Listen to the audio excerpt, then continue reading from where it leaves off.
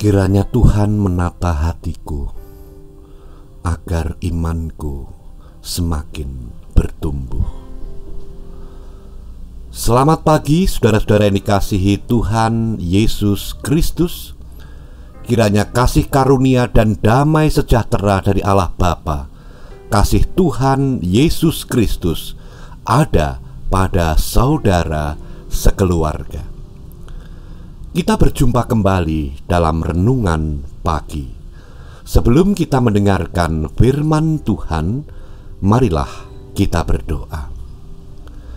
Bapa, terima kasih.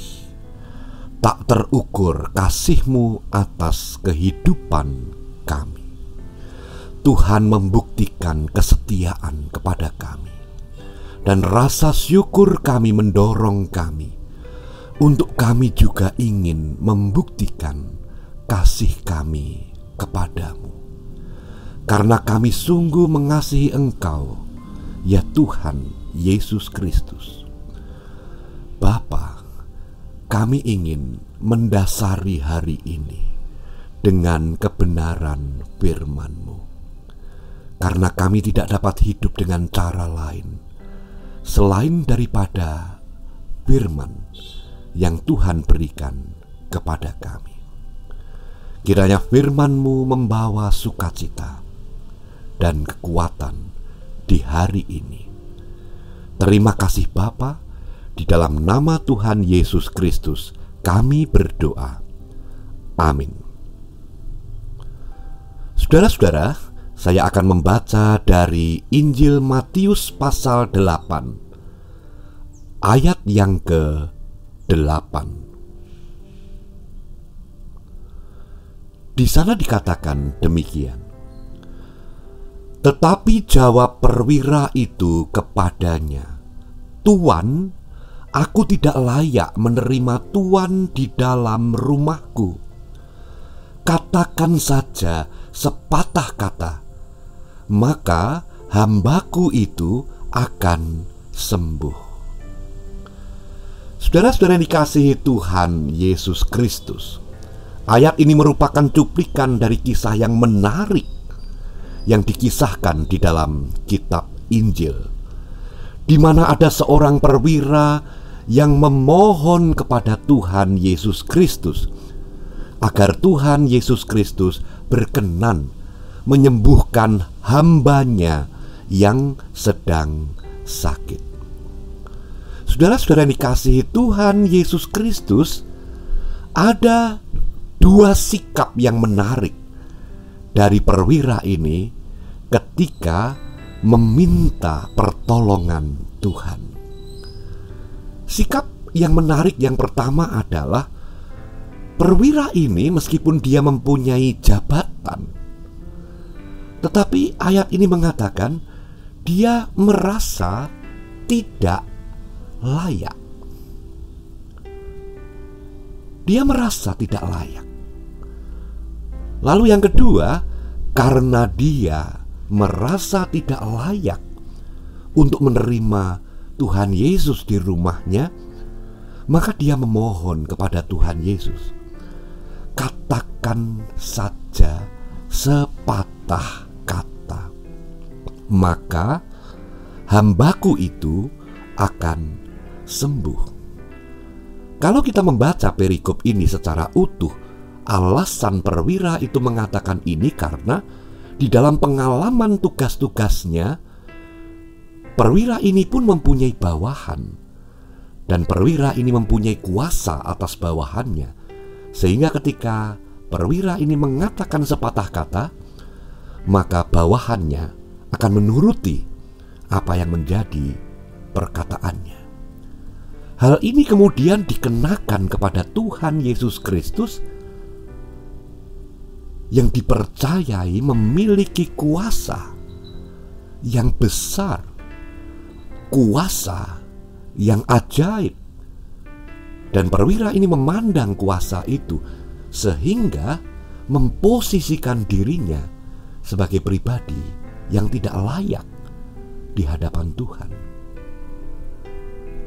Nah, karena dirinya tidak layak, maka dirinya diposisikan sebagai orang yang menerima apapun yang menjadi perintah dan kata-kata dari Tuhan Yesus yang lebih berkuasa. Itulah sebabnya kemudian dia berkata, "Katakan saja sepatah kata, maka hambaku itu akan sembuh." Saudara dikasihi Tuhan, ayat-ayat berikutnya memberitahukan bahwa mendengar ini Tuhan Yesus Kristus sangat heran. Lalu dia berkata bahwa iman sebesar ini tidak pernah Tuhan Yesus temui meskipun di antara umatnya. Saudara dikasihi Tuhan Yesus Kristus, apa yang dapat kita lihat dari firman ini? Yang pertama-tama tentunya kita meneladani perwira ini di dalam kerendahan hati. Firman Tuhan, kuasa Allah, hanya dapat kita percayai, hanya dapat kita yakini saat kita memposisikan diri rendah hati. Tetapi sebaliknya, firman Tuhan, kuasa Tuhan akan sulit kita percayai di saat kita memposisikan diri sebagai penentu segala sesuatu, di saat kita memposisikan diri sebagai yang bisa melakukan apapun, yang bisa memikirkan apapun siang dan malam. Maka kuasanya, firman-Nya menjadi hal yang akan sangat kita ragukan.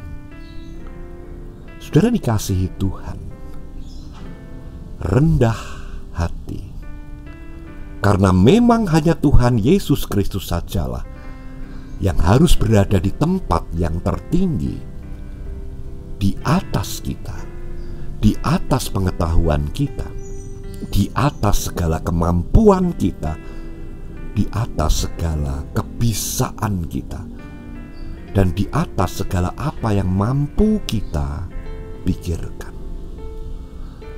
Kerendahan hati ini membuka pertolongan Tuhan. Lalu yang kedua, saudara dikasihi Tuhan Yesus Kristus, ayat ini mengajarkan kita bahwa perwira ini berpegang pada firman Tuhan. Firman Tuhan Yesus Kristus tidak hanya didengar. Firman Tuhan Yesus Kristus tidak hanya dimengerti, tidak hanya dihafal, tidak hanya dipahami, tetapi perwira ini memegang firman ini. Apa artinya memegang firman ini? Artinya perwira ini menempatkan firman Tuhan Yesus Kristus sebagai andalan, menempatkan firman Tuhan Yesus Kristus sebagai otoritas kebenaran. Nah, karena firman Tuhan Yesus Kristus itu menjadi kebenaran, maka kita dapat berpegang kepadanya, kita dapat menaruh harap kepadanya, kita dapat percaya kepadanya. Katakan saja sepatah kata, maka hambaku itu akan sembuh. Saudara dikasihi Tuhan Yesus Kristus, bagaimana kita menerapkan firman ini di dalam kehidupan kita? Sesungguhnya di dalam kerendahan hati, maka setiap firman Tuhan akan dapat dipegang oleh hati kita menjadi sesuatu yang sangat indah, menjadi sesuatu yang bisa kita andalkan, menjadi sesuatu yang bisa kita percaya. Karena seringkali kerendahan hati ini menjadi begitu sulit, maka meskipun Tuhan telah berfirman, memberikan penghiburannya, memberikan pengharapannya, memberikan janji pertolongannya, maka yang bergerak tetap saja pemikiran kita, yang bergerak tetap saja logika kita. Lalu muncullah kalimat-kalimat ketidakpercayaan. Benarkah itu akan terjadi? Saudara dikasihi Tuhan, pagi hari ini kita diajarkan oleh perwira yang sangat beriman kepada Tuhan Yesus Kristus, sangat menaruh percaya kepada setiap kata dari firman-Nya.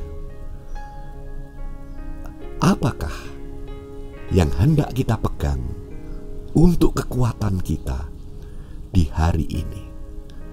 Jawabnya adalah peganglah firman. Karena di samping kita melakukan usaha kita, karena di samping kita melakukan pekerjaan kita sesuai dengan apa yang kita bisa, tetapi firman mampu melakukan segalanya jauh di atas semua itu. Tuhan Yesus memberkati. Amin. Marilah kita berdoa. Bapa, kami ingin menjadi seperti perwira yang percaya kepada Tuhan Yesus, yang imannya benar-benar terwujud di dalam mukjizat. Bapa, ajarkan kami rendah hati untuk tidak hanya memandang pikiran kami yang penting, tetapi firman-Mu jauh lebih penting dan berkuasa atas diri kami. Lengkapi hari ini dengan firman-Mu. Biarlah firman-Mu kami pegang sebagai sumber kekuatan kami. Tuhan memberkati setiap kami bersama dengan keluarga kami. Tuhan memberi keselamatan, kesehatan, dan berkat berkelimpahan. Terima kasih Bapa. Di dalam nama Tuhan Yesus Kristus kami berdoa. Amin. Tetap semangat saudara-saudara. Tuhan Yesus memberkati saudara sekeluarga. Amin.